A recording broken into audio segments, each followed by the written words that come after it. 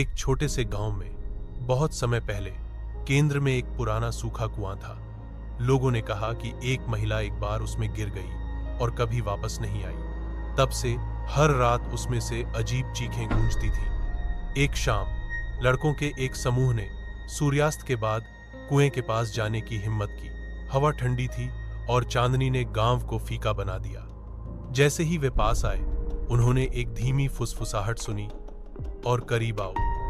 एक लड़का आगे झुका, अंदर झांक रहा था। अचानक एक पीला हाथ बाहर निकला, उसकी कलाई पकड़ ली। उसके दोस्तों ने चीख मारी और उसे पीछे खींचा।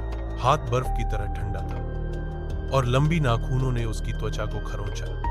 उस रात लड़का सो नहीं सका। हर बार जब उसने अपनी आंखें बंद की तो उसने खोखली आंखों वाली एक महिला का पीला चेहरा देखा, जो पानी टपक रही थी, उसे घूर रही थी। सुबह तक उसके हाथ पर खरोंचें काली हो गई थी। उसके परिवार ने गांव के बुजुर्ग को बुलाया, जिसने चेतावनी दी, कुएं की आत्मा किसी एक को चुनती है। यदि तुम उसका चेहरा देखोगे तो वह तुम्हारे लौटने तक तुम्हारा पीछा करेगी। लड़का डर गया। उस रात उसके दरवाजे के बाहर पैरों की आवाजें गूंजी। वह जानता था वह उसके लिए आई थी। दरवाजा चरमराहट के साथ खुला और टपकता पानी फर्श पर फैल गया। उसके परिवार ने आखिरी चीज जो सुनी वह उसकी चीख थी। भोर तक उसका बिस्तर खाली था, केवल गीले पैरों के निशान कुएं की ओर जा रहे थे।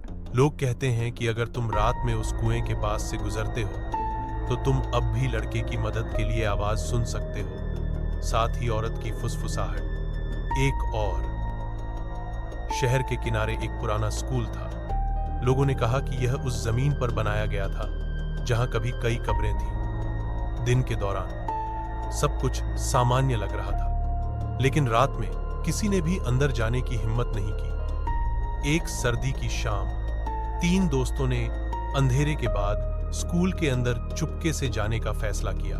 दरवाजे चरमरा कर खुले और ठंडी हवा गलियारों में बह गई। उनके कदमों की गूंज सामान्य से अधिक तेज थी, मानो कोई और उनके साथ चल रहा हो। अचानक लड़कों में से एक ने दीवार पर एक छाया देखी। यह बिना चेहरे वाले एक लंबे आदमी की तरह लग रहा था। जब उसने मुड़कर देखा तो वहां कोई नहीं था, फिर भी छाया बनी रही।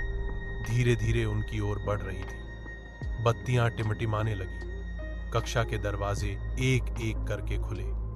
गलियारे के अंत से उन्होंने एक गहरी फुसफुसाहट सुनी, तुम्हें यहां नहीं होना चाहिए। डर के मारे दोस्त भागे, लेकिन चाहे वे कितनी भी तेजी से चले, छाया ने पीछा किया। एक लड़का ठोकर खा गया और छाया ने उसे पूरी तरह से ढक लिया। उसकी चीख गूंजी जब तक कि वह शांत नहीं हो गई। जब उसके दोस्तों ने पीछे मुड़कर देखा तो लड़का चला गया था। केवल उसका स्कूल बैग फर्श पर पड़ा था। जो 2 भाग निकले, उन्होंने कभी वापस न आने की कसम खाई। लेकिन अगली सुबह शिक्षकों ने कक्षा की दीवारों पर अजीब काले हाथ के निशान पाए, जैसे किसी ने जली हुई हथेलियों को पेंट में दबा दिया। आज भी छात्र कहते हैं कि जब आखिरी घंटी बजती है और हॉल शांत हो जाते हैं तो एक बेनाम छाया पुराने कक्षाओं के पास इंतजार करती है, अगले को लेने के लिए देख रही है। धर वाला गांव अजीब तरह से शांत है।